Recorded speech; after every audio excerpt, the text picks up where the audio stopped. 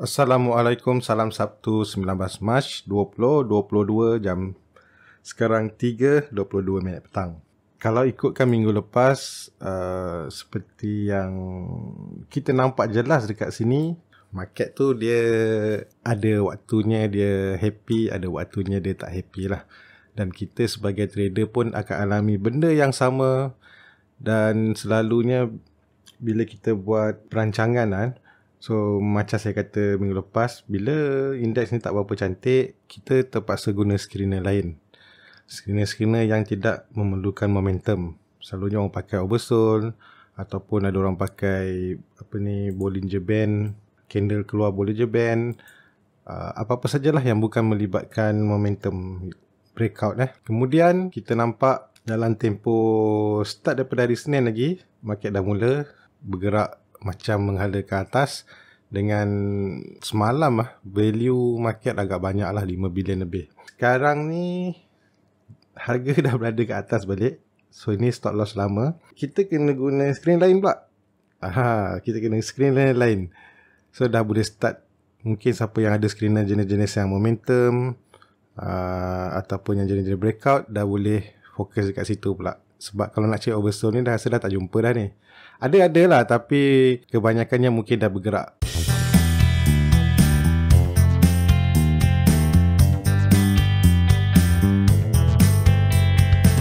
Okay, semalam juga pada minit-minit terakhir perdagangan, kita nampak banyak stok yang kebanyakannya yang big cap lah. Ada banyak volume masuk. Dia masuk sama ada harga tu naik ataupun harga tu turun, tapi volume tu kita nampak masuk. So kalau nak tengok, bila gunakan screener ni, pergi volume leader, mungkin kita jangan susun buy volume. Sebab buy volume ni 82 sen ni pun volume dia banyak. Jadi kena susun volume kali price. Jadi kita boleh nampak kebanyakan dia kat indeks lah. So kita nampak Palit Bank. So ini volume ni volume kali price besar ni. Ini kita nampak positif lah sebab dia ke atas. Kita nampak Maybank pun nampak volume banyak masuk. Mana volume yang ni lagi banyak daripada volume ni. Ni volume banyak ni tapi harga makin ke atas. Pelik tak? Ni volume tinggi ni. Ni volume tinggi tapi harga ke atas. Pelik kan? So kita nampak tenaga lah. Dia punya special semalam tenaga tiba-tiba naik CIMB dan seterusnya. Tak semua menghala ke atas. Contoh macam Hong Seng ni, dia ke bawah. Okay. Kalau kita tengok macam ni saja, kita tak berapa nak nampak sangat. Jadi kalau biasanya yang terkejut petang-petang market nak tutup tu, kita buka 5 minit. Jadi kita akan nampak sedikit cerita di mana dia gap down dengan volume yang tinggi. Semua ni lah yang mana banyak-banyak boleh masuk ni ini tak ada. CIMB pun tak ada. Tenaga ni get up, pump. Okay. Maybank jatuh, pump naik balik. Ni. Okay. Selalunya benda-benda yang jenis-jenis macam ni lah, jenis-jenis terkejut ni atas ni, dikaitkan dengan dia tak ada special sangat tau. Tapi macam saya lah, saya rasa lebih kepada mungkin kerja-kerja cuci tingkap, ataupun kita panggil Windows dressing. Lagipun sekarang ni quarterly sekarang dah bulan 3 kan, nak masuk bulan 4. Dia dalam setahun tu quarterly kan ada 3 bulan sekali, 4 kali setahun. Bulan 3, nanti bulan 6, bulan 7, 8, 9, 10, 11, 12. Dia tak ada efek apa-apa pada trading. Cuma aktiviti, kalau kata betul lah ni dipanggil cuci tingkap, lebih kepada fund manager. Boleh google lah. Dalam Google ni boleh tengok mana-mana nak baca. Window dressing is strategy used by mutual and other portfolio managers. Ni yang jaga duit banyak lah. To improve the appearance of a fund's performance before presenting it to clients or shareholder. Okay. To window dress, the fund managers sell stocks with large losses and purchase high flying stock near, ni keyword dia, near the end of the quarter or year. Okay, ni Mak Saleh lah. Kita tak tahu Malaysia sama ke tak. Tapi dikatakan sama je ceritanya kat Malaysia pun. Fund manager ni macam ni lah, unit trust ke apa-apa trust lah. Bukan CDS account trust dan kalau kita tengok, kalau kita nak faham apa maksud quarterly. Okay, quarterly is quarterly every 3 or 4 months. Okay, quarterly. A quarterly event happens 4 times a year, 4 kali setahun, at interval of 3 months. Itu maksud dia quarterly. Ini bukan quarter report. Quarter report pun tetap juga setahun 4 kali, 3 bulan sekali. Cuma financial company dia tak semestinya bermula dengan Januari. Ada yang bermula daripada, mungkin ada yang bermula dengan March, ada yang bermula Jun. Katalah Jun ni, dia macam EPL lah kan. EPL, sebab tu dia kata juara EPL, kata tahu musim ni 21/22. Even budak sekolah kita pun tahun ni sama. Bulan 3 ni barulah masuk tahun baru. Minggu depan semua dah start sekolah. Jadi kemungkinan besar mungkin ini cuma kerja-kerja ni lah, window ni. Tapi dia tak memberi kesan kepada kita punya trading. Cumanya kalau kata indeks berjaya trending balik, jadi kita dah boleh bertukar screener.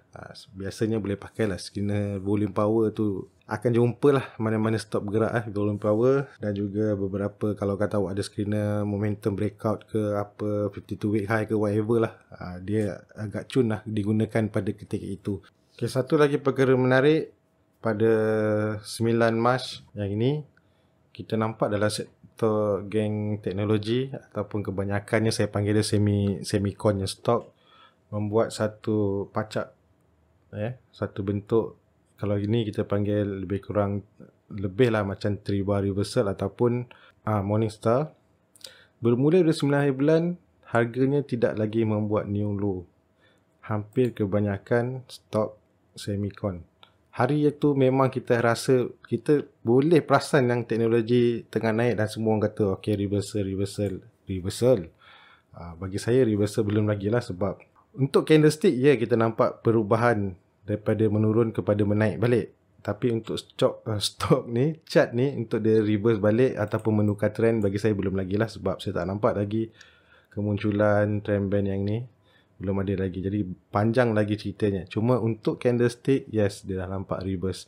So reverse ni you boleh buat, kalau kata buat macam ni, dah boleh buat anggaran kat mana kawasan-kawasan yang mungkin kita boleh take profit kalau masuk, kat mana nak ambil take profit ataupun kita jangkakan kat mana lah dia nak sangkut nanti. Sebab ini kita kata dia turun, dia pull back. Banyak yang jadi begitu. Cuma geng teknologi ni saja yang bila dia buat 3 bar reversal tu ataupun Morningstar yang kita nampak dia ada sambung kenaikan. Bahasa lainnya dia tak buat lagi new low lah. Sejak dia buat pattern ni dia tak buat lagi new low. Berbanding dengan stok kelapa sawit, plantation.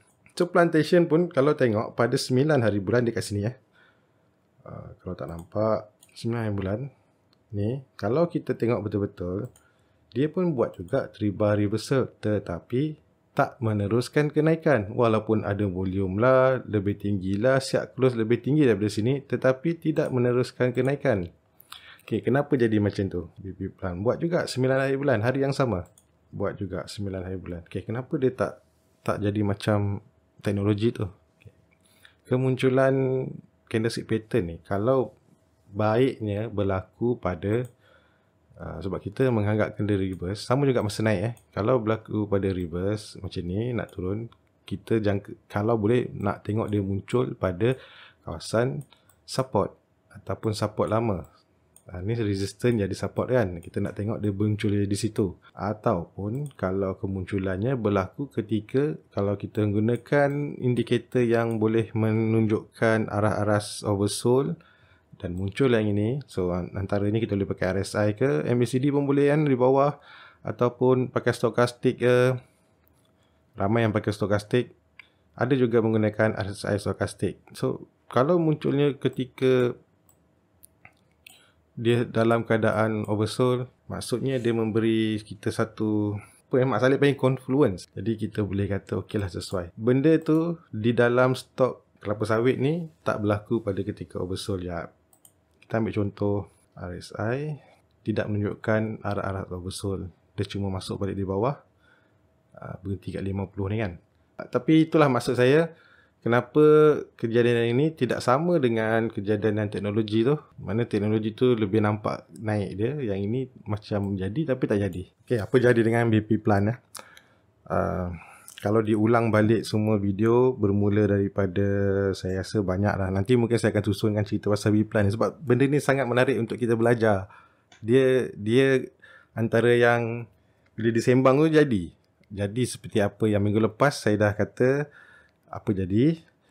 Sebelum-sebelum ni apa jadi. Sebagai yang menonton, awak bila dengar tengok saya cerita, jangan dengar gitu, oh gitu, apa stok lah berada nak cerita, apa nak balon, apa nak balon.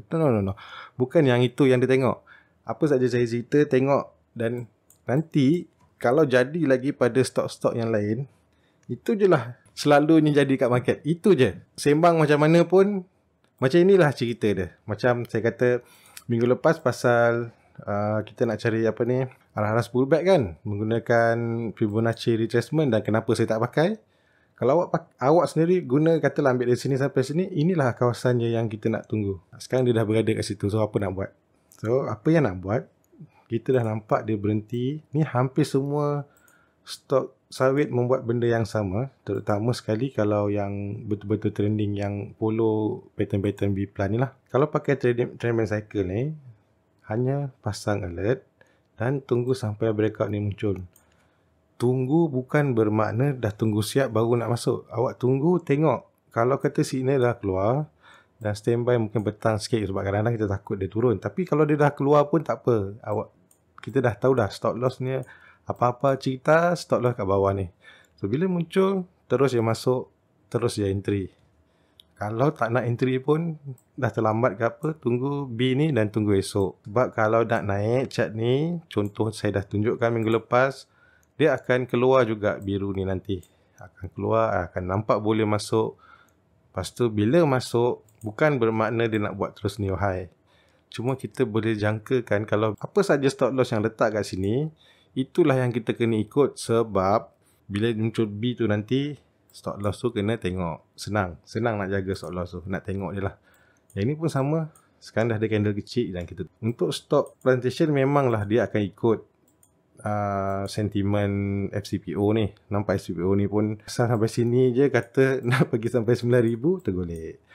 Sampai ada pakar kita kata, kalau ada seorang pakar tu bagi tahu kata FCPO bullish, time untuk sell.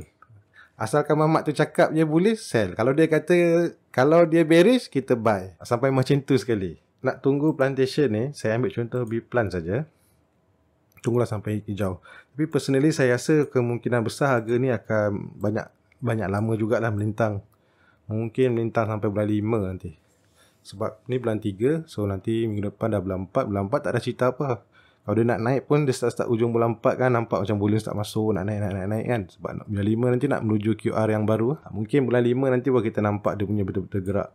Tapi sebelum nak sampai bulan 5 nanti kan, mungkin dalam bulan depan dah nampak. Jadi saya jangka mungkin akan lebih banyak sideway lah. Dia jenis sampai bulan 5 nanti.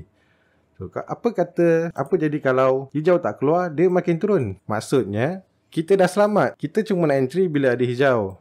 Kalau hijau tak keluar, apa yang nak ditakutkan? Ada tak rasa rugi? Ruginya harga makin ke bawah, aku tak beli. Ada ke yang fikir macam tu? Tak ada kan? Semakin dekat bawah, kita makin rajin nak beli. Makin ke bawah, kita makin kuat nak beli.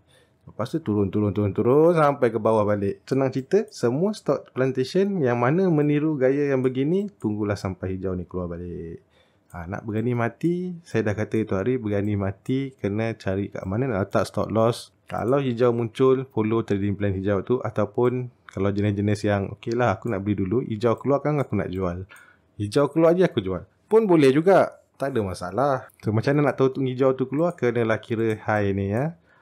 Sekarang ni 1, 2, 3, 4, 5, masih lagi kat sini high dia. So kena tunggu hari Senin nanti, candlestick apa yang muncul, high dia berapa dan kira. Kalau nak dapat sekitar high ni, jadi candle yang akan datang tak boleh buat high lebih dari sini. Ataupun dia buat lebih pun, nanti dia lah yang paling tinggi. Itu kalau nak tunggulah. Tunggu ni. Semua yang sama bentuk macam B-Plan ni. Sebab saya cerita B-Plan ni cukup lah sebagai wakil. Yang best ni bila sama ni, senang kita nak baca dia. Tapi yang tak best ni, kalau kata sama, kita beli sampai 5 stok semua plantation.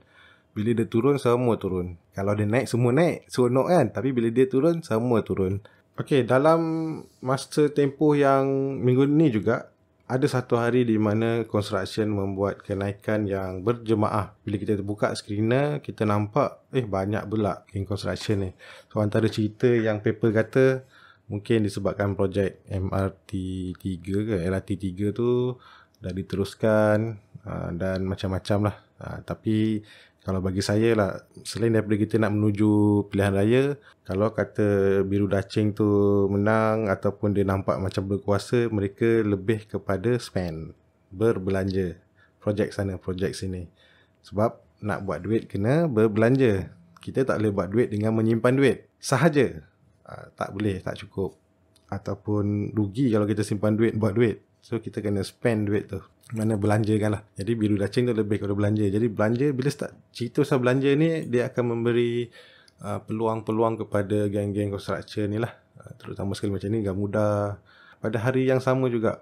So cerita ni telah saya bagi tahu 2 minggu lepas. Antaranya kita boleh tengok sektor.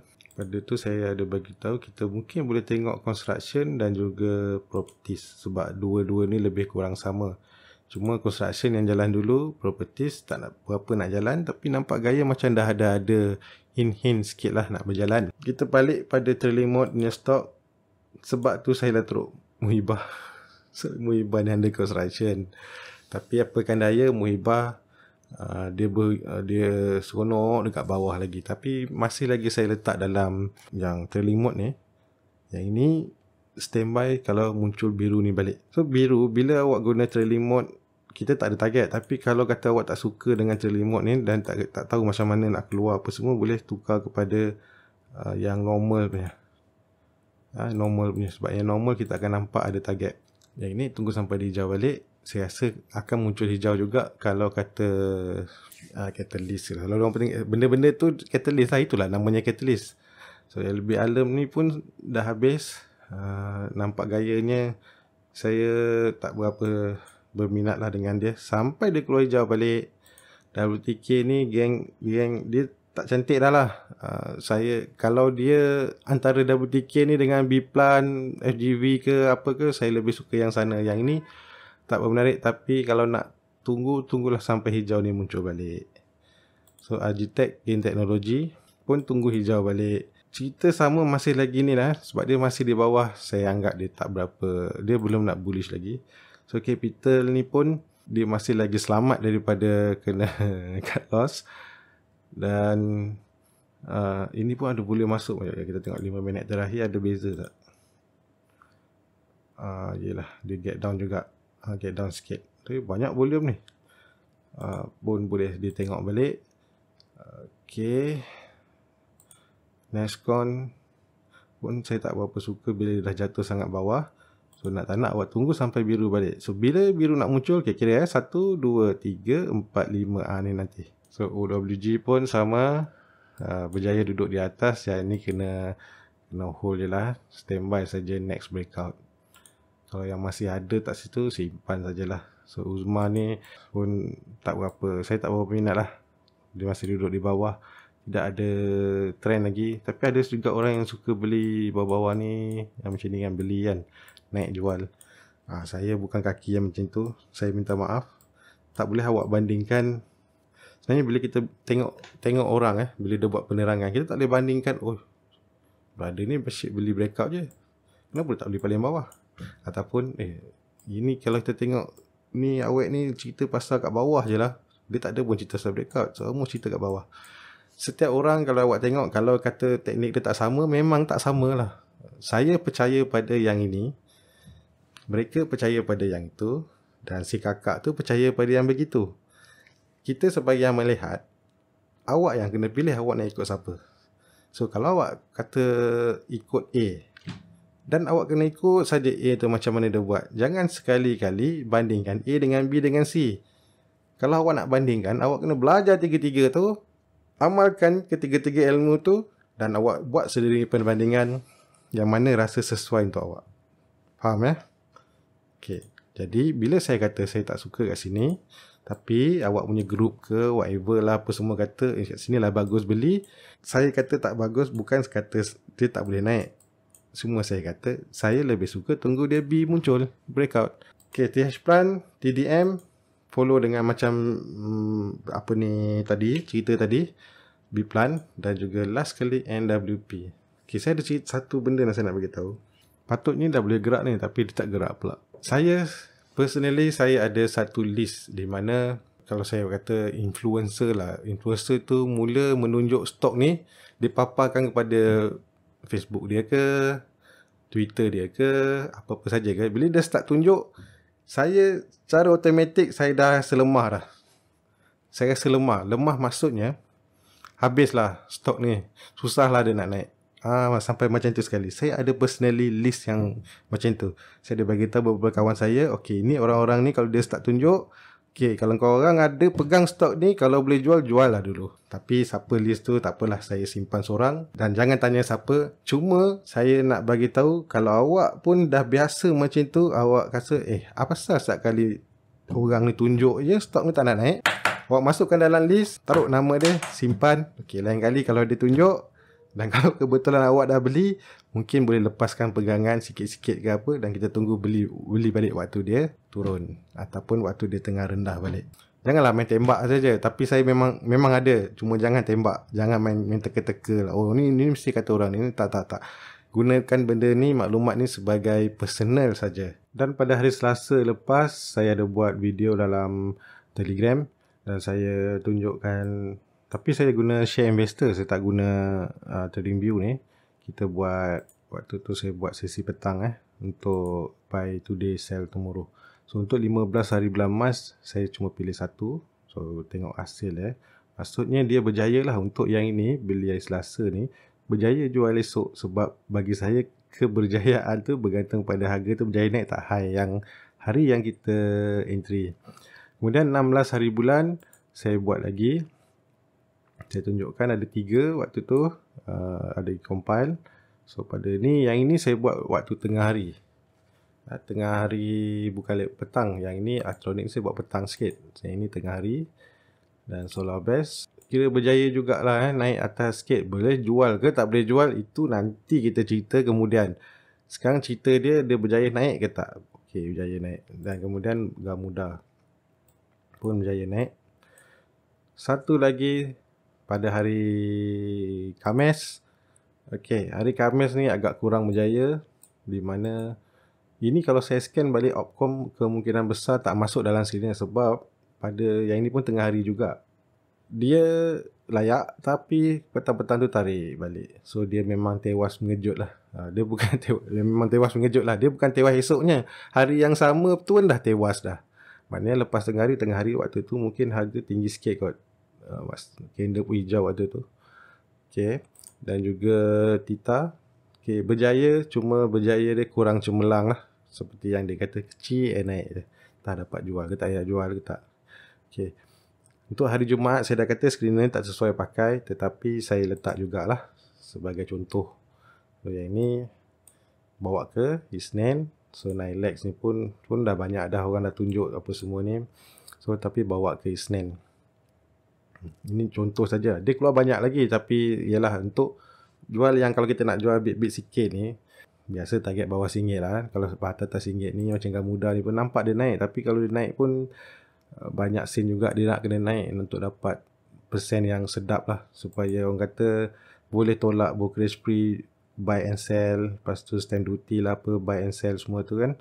Kenapa saya tunjuk? Bukannya selalu kita boleh buat buy today sell tomorrow ni. Bila kita rasa market tu cun, cantik, sedap, tiba-tiba je kan, waktu tu lah kita gunakan signal-signal yang macam ni. Kalau nak cepat lah, kalau nak swing pun boleh, tak ada masalah pun nak swing. Contoh elektronik ni, sini nak swing beberapa hari kan, selagi tak kena stop loss ke boleh. Cuma untuk screener ni dah kata jual esok, esok jual, bukannya nak bawa lagi ke depan. Kecuali awak guna screener ni, walaupun screener ni tujuannya jual esok, tapi niat masa beli tu, okey aku beli, aku nak simpan beberapa lama. Okey, itu okey. Tapi kalau kata guna screener ni dah diajar untuk jual esok, dan awak pun masa beli niat aku niat nak jual esok, tapi bila esok awak tak jual, sakit kepala nanti. Sakit, betul, sakit kepala. Okay, kenapa Jumaat tak sesuai? Sebab pertamanya nak jual esok dah tak boleh. Besoknya cuti Jumaat kan. Sabtu cuti, Ahad cuti. So nak kena bawa sampai hari Isnin. So Sabtu Ahad ni selalunya kadang-kadang keluarlah macam-macam cerita ke, negara nak perang ke apa semua, kena hari Isnin get down. Sakit lah kepala ni kan. Sama juga kalau kita beli hari Selasa nak jual hari Rabu, malam tu dunia nak berperang ke, kiamat ke apa semua, pun esok boleh get down juga. Beza ni tak sampai 24 jam dekat lah berbanding daripada hari Jumaat ni. Selalunya hari Jumaat kenapa kurang pakai? Biasanya Jumaat ni kebanyakan dia naik, dia turun balik sebab orang ambil profit. So sekiranya sesuai pakai, paling cantik start dari Rabu lah, Rabu dan Khamis. Try dulu 2 hari tu. Ataupun kalau awak rasa dalam market ni 2 hari berturut-turut merah, tak kisahlah hari apa pun, 2 hari berturut, selalunya lah katalah Isnin merah, Selasa pun merah, hari Rabu okey, itu memang sedap. Kalau kata hari Rabu merah, hari Khamis merah, so hari Jumaat tu boleh try lah kalau nak. Kemungkinan dia macam 2 hari merah, 1 hari tu ada hijau. Okey, apa maksud merah dan hijau? Saya hanya refer pada gainers dengan losers. Dalam market hari-hari kan kita ada gainers paling untung, banyak untung dibandingkan dengan yang rugi. So kalau gainers paling banyak, lebih banyak daripada losers, so saya anggap dia hijau. Kalau kata sebaliknya, saya anggap dia merah. Bukan kita pergi tengok indeks tu, indeks hijau ke merah ke tak. Satu lagi, bila kita rasa market tu meriah, bila kita dah start nampak orang mula menunjukkan dia punya untung, itu kita tahulah market tu dah start merah. Bukan merah, market tu tengah meriah lah. Dan lagi, tu normal bila market tengah jatuh, kita akan dapat nasihat, janganlah masuk market apa semua, macam-macam. So bila market tengah elok, kita akan nampak masa merah ni suruh jangan masuk market, tapi bila dah start hijau ni momentum, tiba-tiba tunjuk untung. Tu yang tak best tu. Dia bukanlah kata nak sorok ke apa. Bila market jatuh ni, kadang-kadang kita ajak orang beli sebab market tengah merah ni kan, dia tengah jatuh, dunia nak kiamat. Bila kita ajak beli, semua kan kata tak boleh lah, Malaysia nak bankrupt lah, apalah semua kan. Semua nak lari ke Nasdaq lah, US lah kan, macam-macam lah, nak main emas lah, nak main minyak lah, apa semua, CFD, Aram apa semua tu. Sorry terselit sikit. Bukan tak nak ajak, memang dah itulah kita akan dapat. Tapi bila start macam ni kan, aku dah tunjuk untung, aku dah tunjuk untung ni, korang kutuk aku pula, kata dah untung baru nak tunjuk. Tak ada, bukan masalah nak tunjuk. Pertama kita nak bagi tahu lah market tu dah tengah cantik. Cantik. Keduanya, yang masa aku ajak dulu, kenapa korang tak nak? Memang gaya-gaya sembang semua kencang, tapi bila ajak masuk market, takut. Saya paling cukup sakit hati bila orang kutuk market Malaysia tak boleh buat duit. Betul-betul tak faham lah. Yang tak boleh buat duit tu kenapa? Adakah market ni Malaysia langsung tak boleh buat duit? Ataupun kau sendiri yang memang tak boleh buat duit, tak pandai buat duit. Kalau kat Malaysia ni tak boleh buat duit, jangan mimpi nak pergi luar boleh buat duit. I won't forget this. Why do I regret this? In my mind reckless, thoughts are feeling endless. Sitting up I'm breathless, anxiety's infectious. I feel so defenseless, betrayed and embarrassed. I hate being open.